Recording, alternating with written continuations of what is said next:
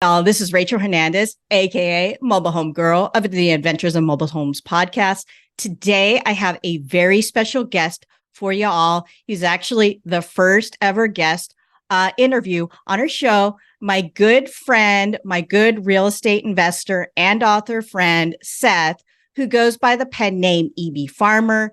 If you missed the episode that we did with him, he's actually the first guest. He's already been on the show. It's episode 50 of the podcast, where we talk about all things land investing and mobile homes. And today I wanted to invite Seth back on the show to talk about and continue our conversation about land investing and mobile homes, and to give us an update on what he's been up to. So without further ado, welcome to the show, Seth.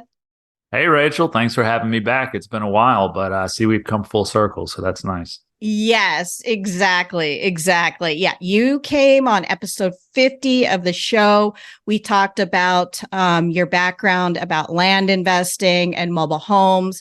And then also episode 51 of the podcast, I did a full-on course review, a video commentary about your course. Y'all can check it out. I will put the link here in the show notes to that as well, too. But I also reviewed Seth's book as well, too, about land investing. And we'll talk more about his books and his courses in the interview. But Seth, thank you so much for coming back on the show. I just kind of wanted to, just put it out there and see what you've been up to lately with all things land and mobile homes.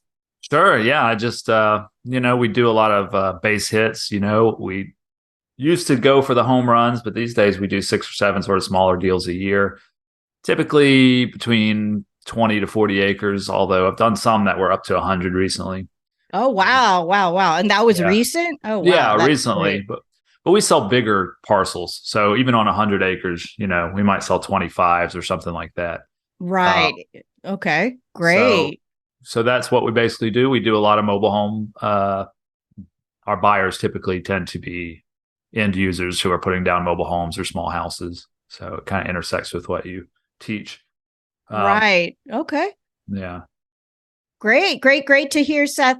Now, let me ask you this, Seth. I'm going to be doing a market update real soon, a video commentary. I try to do it quarterly, every quarter, about the market and about the manufactured home industry as I see it. I'm in Texas here, but I kind of wanted to see what you're seeing in the market in terms of land and then mobile homes, in terms of, Sure. The supply, demand, financing, all that. What are you seeing right now? So, I mean, it's no surprise to anyone, but the last 2 or 3 years have been really crazy. I'm not a sociologist, but there has definitely been, at least in my area, a sort of exodus from the city urban life for a lot of people. Yes. And they've been seeking, 5 to 10 acres in the country. They typically want to be, like an hour away from a major airport, on an interstate corridor. And that has just experienced demand in the last couple of years that I've never seen before. And it continues to do so. I feel like it slows down a little bit this time of year as the kids are going back to school and as you have heat waves and hurricanes down here in the South. But more or less, it's continued to be pretty strong. Financing, of course, affects things, but I do a lot of owner financing and things like that. So that helps grease the wheels, if you will. So just plugging along strong. Yeah, there's been, like I said, a surge in the last couple of years that seems to be sort of returning to normalcy now. Okay, sounds good. Thanks for your perspective on that. I want to say, with the pandemic, things kind of changed where a lot more people nowadays versus, back then are working from home. I mean, do you see a lot of that too? In the industry, because I think a lot of companies, they're just continuing that. It's less overhead on their part. What I'm seeing right now, commercial real estate's really taken a tumble. I mean, there's a lot of empties, in terms of commercial real estate. And I just with the financing on that end as well too, with the financing not going down in terms of interest rates, I see a surge. Actually, I see that there's actually becoming more of a supply of empties in commercial real estate. So I would think that would affect, businesses, and if they even want to invest in more office space for their employees, Right. And I think it's hurting some banks too. Yeah. Or so I've heard. It's not really my area, but I've heard a lot of bankers bemoaning it lately, how they have 50% occupancy, and things like that. So Right. Exactly. Exactly. So that can only be a good thing about residential. That's what I kind of love about residential. No matter what the market is, there's always going to be a need for it, because people still need a place to live. exactly. But I wanted to kind of talk about, so we talked about the market. I wanted to kind of talk about, you have a course, because I have a lot of consulting students, coaching students who've asked about your course in terms of investing in land, but they are interested in investing on a smaller scale. So can you kind of talk more about that and how your course can help people who are looking more, not maybe, 50 or 100 acres, but less than that, maybe like 5 or 10 acres or less, or even an acre or two, how they can take that and just use, what you teach in terms of doing that. Absolutely. This can certainly be done on 5 acres or less. I think the best starting point for people who are in that position would be to research and learn the local ordinances governing subdivision in their area. Generally, it's county based. It's listed on a county level. There'll be a planning commission and things like that you have to sort of navigate. So learning what that is, generally they'll have a few basic rules that you have to follow if you're doing what's called a mini partition often, which is like when you're trying to kind of go under the radar a little bit by doing just a few splits instead of doing, if you do 100 splits, then you have things like traffic impact studies and wetlands delineations. But if you're just doing a couple, a lot of places, particularly places that are a county or two away from the suburbs, you find that they are highly favorable for small developments. And they'll have really easy rules. A lot of times they will have almost no rules or very minimalistic rules, which is exactly what you want to get started. And then you just want to find the right piece. The right piece is going to be something that's got good road frontage typically. That means you don't have to build any kind of access or anything like that. It's just already there. You want good access to utilities, particularly as you mentioned, working from home people, they demand high-speed internet. So that's been a more important consideration than it used to be for sure over the past couple of years. And topography is also important. You want your mobile home to be up on a hill rather than in a valley for obvious reasons. Right. Yeah. So things like that, you can really, I've done subdivisions as small as 5 acres, where I've split it into 3, acre and a half pieces or whatever. Right. And sold those. For the economy of scale really works in your favor because the more acreage you can buy, generally the cheaper per acre you can get it. And then selling 1 acre, you might get twice as much. Right. Exactly. Especially if it's a nice lot with good utilities and good topography and things like that. So that's kind of how I would recommend people start.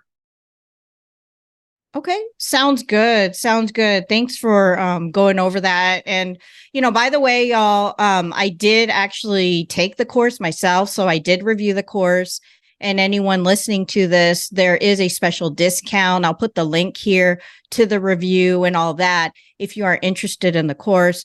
So Seth, I wanted to talk about, people do want to do it on a smaller scale with people who don't have, that much funds to start off with. Maybe they don't have 6 figures to start off with right now to buy a piece of land. What do you have, what in terms of advice, in terms of, how they would be able to fund those deals, Sure. If they don't have that much, looking at a smaller piece of land, I guess. Of course. Yeah. It's just like a video game, you're playing on easy mode if you have some money in the bank. And the difficulty scales up dramatically as you have less and less money in the bank. But there are deals out there that can be done for $20,000, sometimes less. if you're finding that the properties you're looking at are just so astronomically out of your price range, typically your problem is that you're too close to the city. Ah, So, gotcha. Okay. reach a little further. And then if you're still overpriced, reach a little further. And eventually you'll find a sort of Goldilocks zone where it's just, within what you may be. I mean, you're still going to need some funds. Of course, we can also talk about, finding networks of other investors and things like that, which is something a lot of people do. You mentioned wholesaling, finding a great deal. I don't really wholesale so much, but I certainly would advise people that if you can find a diamond, you probably can find someone to dig it out for you. Right. You know what I mean? You know what I mean? Right. Finding the diamond is the hard part, and once if you have it and you can present it in such a way to the right people, then funding is typically not a huge issue. So my advice would be to become an expert in the thing and in the rural acreage and how it works, and then be able to convince someone else with money that you're the expert, and through such a way you can get funding. Of course, banks will also offer funding. They have higher interest rates these days, but I typically on my deals I'm doubling my profit or doubling my investment. So a 7% interest rate, I mean, it doesn't really kill the deal for me. If I'm only holding it for 6 months and it's a 7% APR, on $100,000, it's and I'm making $100,000, it's like, 3% of the deal is lost to interest or whatever, something like that. So Right. I don't even think about it typically. Okay. But that's, you have to be pretty confident to be able to take risks like that. But I think that if you're a flipper and you're aggressive, then the interest rate that you're buying something at is maybe not as important as you might think, unless you're like a long-term hold invest type person. So Exactly. I mean, can you talk about owner finance deals? I mean, are they out there even in this market? I mean, you talked about if you're too close into the city, you may want to look back, further out.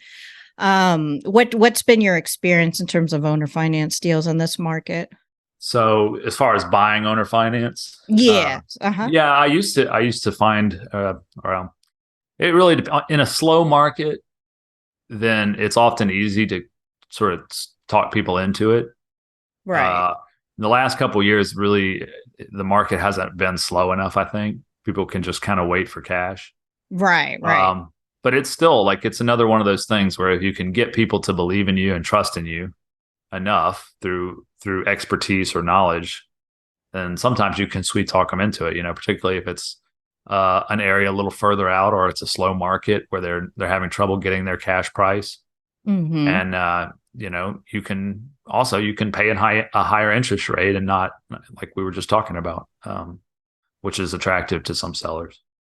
Exactly. And a lot of times, I mean, this is in my experience, it's not always about price. It's about the seller finding someone comfortable enough to work with. I mean, I went on vacation, a couple months ago, and I missed a couple deals, and I talked to the sellers, and they're like, yeah, they just decided to set, because I wasn't in town to put the deals together. I just kind of sold it to this family, who already had family members living in, this community, and they just kind of, they didn't ask, for some crazy amount. A lot of times it's just being there at the right place at the right time, but also having them feel comfortable working with you as well. Yeah. And I always did, a lot of what I teach is based on like being local and hands-on and boots on the ground. Which, is a really powerful way to get your foot in the door in some of these situations. It's a lot of people think that markets are these hyper efficient spreadsheets, where it's like, oh, everything happens based on some kind of mathematical algorithm. I think the internet has trained people to think like that. Yeah. But in reality, it's not like that. It's like, oh, I was driving down this dirt road and I saw somebody's FSBO sign, and exactly. He happened to go to my church or whatever, and then we brokered the deal that way. That kind of stuff happens to me all the time, and that's something that I think is lost on a lot of folks who are doing the whole mail out game and stuff like that. So It's a different Yeah. niche. It's a different niche. I appreciate that they're just different niches, but sort of what I teach is more like the hands-on. Right. Well, So, sellers are getting really smart because when I call a seller now, the first question I always get, Seth, hands down, is, are you local? mhm. And I said, yes. I'm like, I mean, are you local? Like, can I meet you today? Right, Yes. right. Because I guess nowadays there's even with the phone numbers, with the way the technology is, they get a local number, but it's someone in a different state Sure.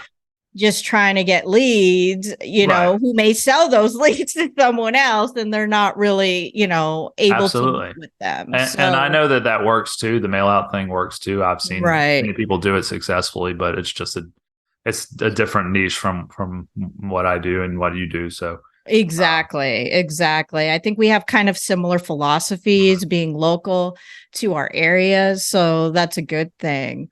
Well, that's good. That's good to know. That's definitely good to know in terms of, what you see in terms of owner financing. I mean, mhm. the other thing that people can do, I always tell people, you could always like try to partner up with someone, but then you got to, pick the right partner. Yeah, sure. you know so I don't know if you did, because I know it's within your own family. Have you ever done any of that? Have you done partnerships with anyone outside the Yeah, family, we other have. investors, and So putting those since deals since together? since writing the books and stuff, I've had the opportunity to meet a lot of other people who are in the same business. And I have to Mhm. say, like, I don't make that much money from the books or the course, but Right. just putting them out there into the universe has really returned good karma, because I met, so many people who are interested in the same things, or were already doing the same things, or had different ways of doing the same things. And it sort of, it was like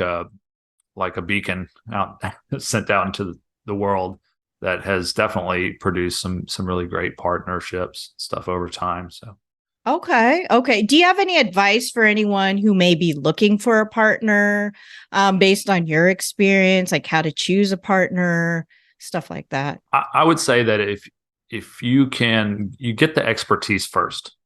Mhm. I mean, I always like beat this drum, but you know, if I was a guy with a bunch of money and I was looking to get into, like, I don't know, say I was gonna invest a bunch of money in ceramics, you know, I would want to sort of filter through a lot of people and find the person who obviously was a complete expert in ceramics, right? I would want the person who just displayed amazing knowledge and had a lot of experience with and knew what they were talking about when it came to ceramics. So if you can do that, if you can become an expert in the niche that you're hoping to find investors in, I would think it would be really easy. You just have to convince people that you know what you're talking about. And I mean, after that, I'm not the person to tell you how to network, because I'm just not very good at it. Right, right. Okay. But I've heard, things like Rotary clubs and investors clubs, and especially with the internet now. I mean, you can probably tell them better than I can, Rachel. But there's lots of ways, lots of groups exist. Yeah, yeah. And I would say don't go too crazy with the groups because in the end, locals to me, and I know Seth has the same philosophy. Hmm, hmm. I advise people local is the way to go. That's just Hmm. my, Right. personal preference. Sure. So we kind of touched base because I'm doing a lot more wholesaling now, actually, Seth. Okay. I'm working with these sellers to help them sell their homes and stuff like that. And I've had some people ask about, can you do this, with the land? I mean, you can wholesale anything.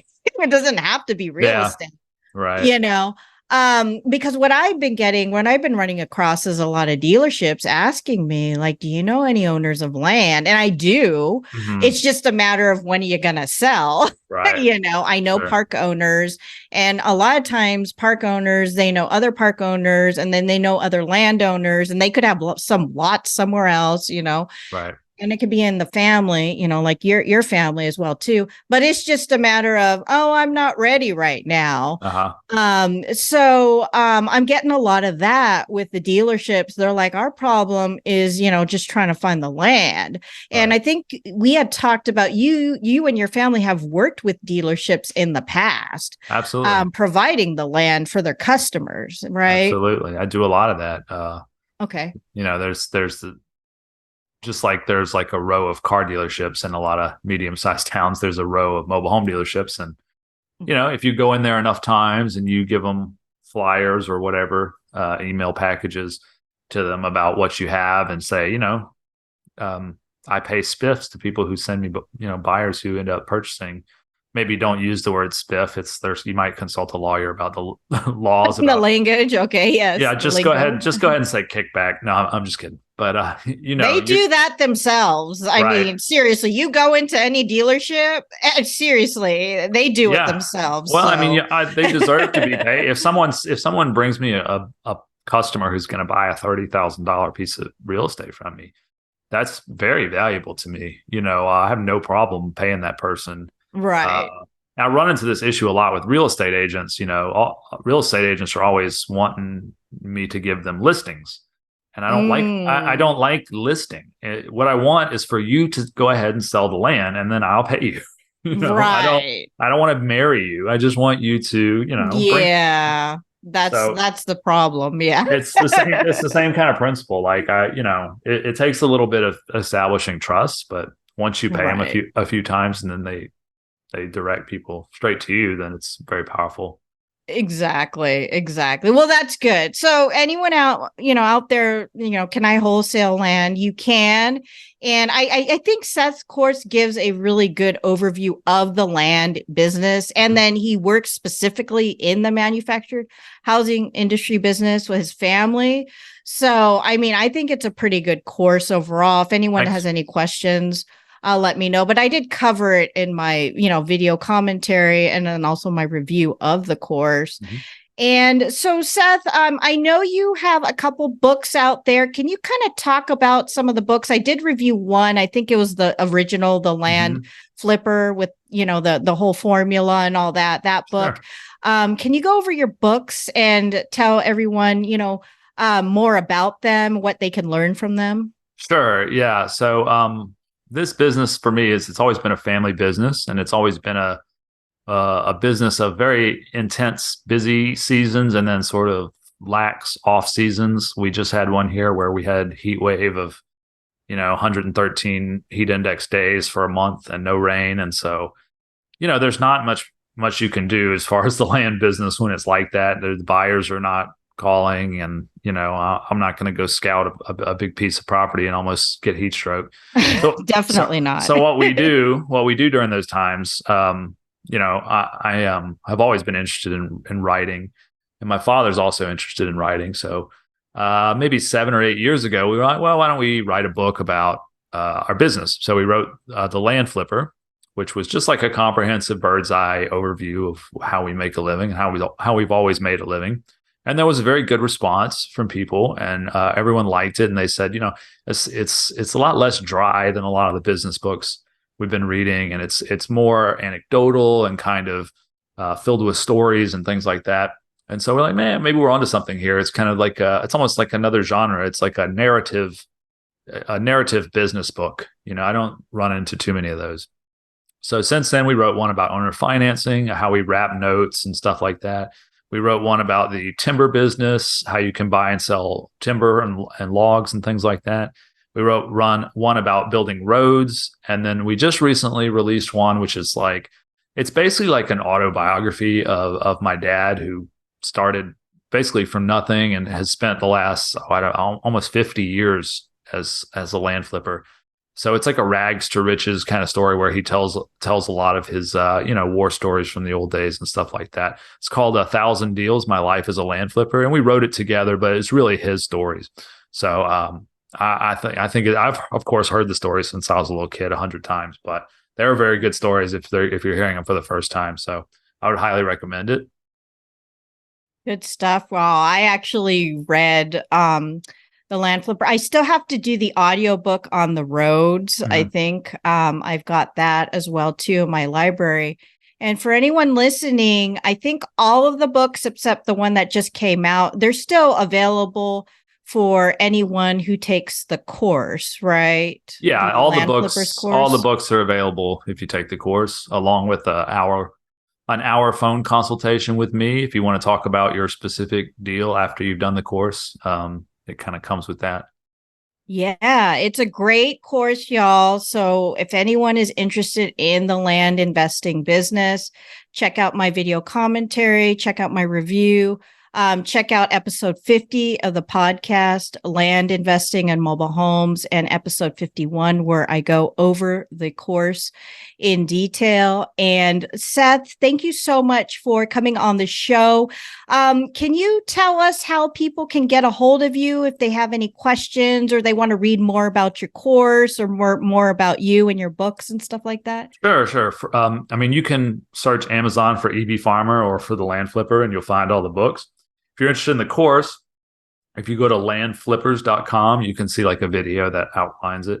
And if you want to just have a casual chat with me, you can email me at thelandflipper@gmail.com. And it takes me a little while to respond. I get a lot of messages these days, but I try to respond to everyone if I can. Sounds good, Seth. Thank you so much for coming on the show. For anyone listening, if you are really interested in the course, definitely check out my review because there's a special discount for all listeners of the podcast. Thank you so much, Seth, for that.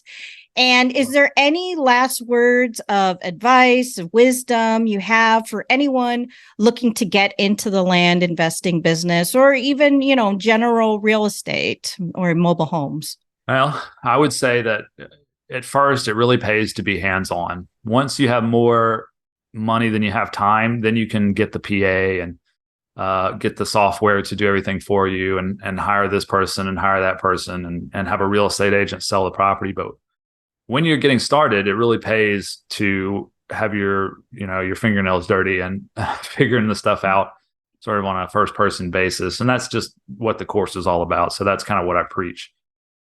Yes, y'all, it's nuts and bolts. And that's kind of what I preach. Being in mobile home industry, I've done it all.